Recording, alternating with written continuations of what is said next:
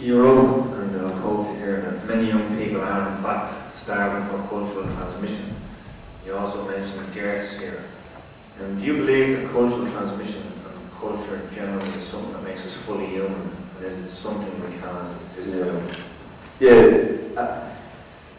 Cultural transmission is a really fascinating topic. So, actually, if you ask me what I'm working on now, it's clearly issues of cultural transmission more than memory.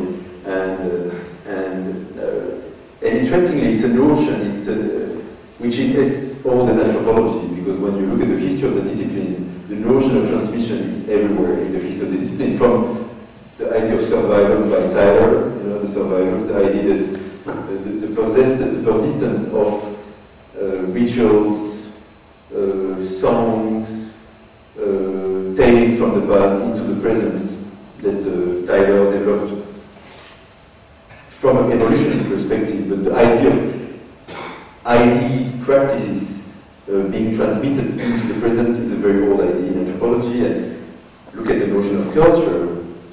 All the definition of culture by anthropologists always include the notion of transmission. Culture is something being transmitted.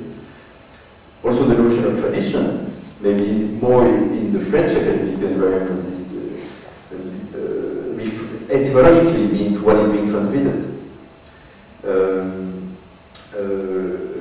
So the notion of transmission is everywhere in the history of anthropology, and even, until now, when you see the way we use memory, but also the way we use notions such as syncretism, neo-traditionalism, heritage, habitus, all these reproduction, all these notions convey a sense of transmission, of what is being transmitted, what persists in society.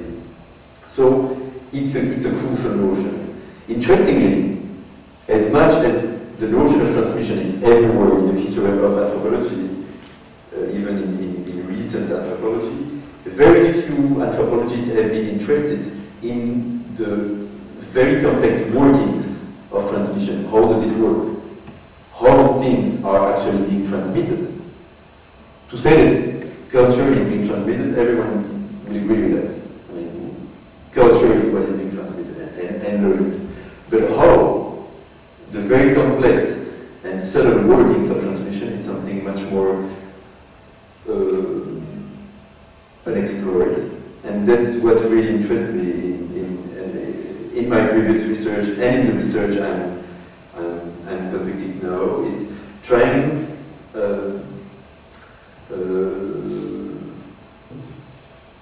to describe very meticulously transmission as it works. What kind of actors, in which context, what are the gestures implied, how people do speak about transmission, what is being transmitted. So trying to develop a fine-grained approach on the mechanisms of transmission. But I think that's clearly what makes us human. And to answer your question, interestingly, we live in a time when, and I'm not speaking about anthropology anymore, or the field of anthropology, but like more, I'm speaking about public discourses.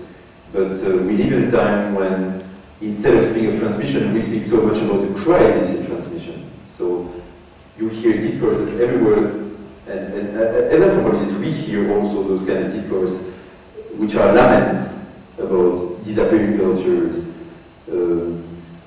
Culture is not transmitted anymore. We need to transmit. We hear those kind of discourse so much in the field. And for instance, UNESCO, UNESCO is clearly this institution which is struggling for transmitting culture, because we believe that culture are disappearing around the world, and that we are losing culture.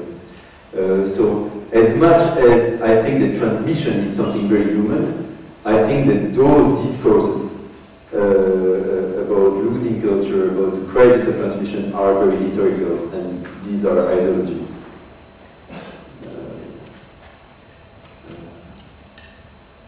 And that's actually what I'm looking at now in my research in Laos, is clearly how UNESCO has diagnosed in this area of Laos a society losing culture, whilst most people in the field don't have the feeling of loss.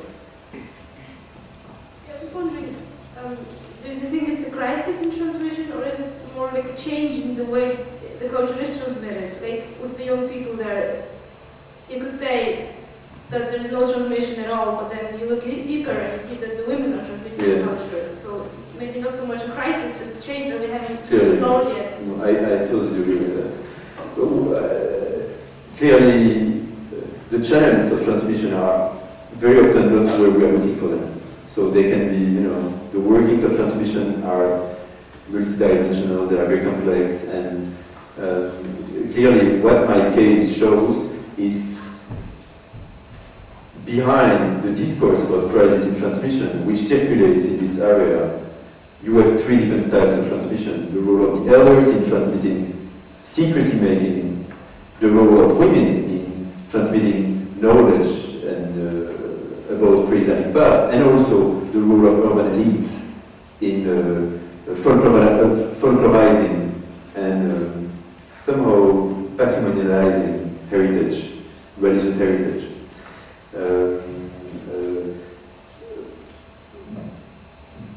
But whilst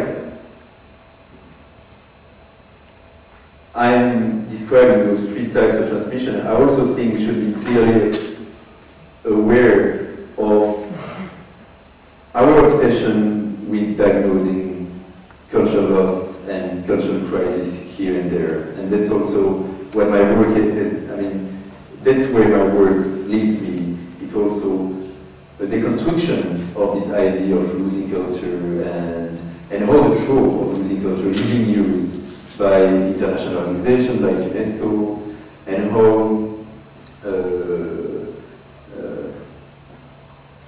that revealed very interesting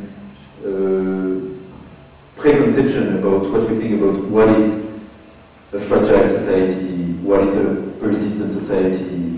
What I mean, it always leads to issues of fragility and persistence, and it seems to me that for a while, maybe anthropologists have left this nostalgia for primitive cultures and very fragile societies, but many people outside of academic worlds haven't left those swamps of a very pessimistic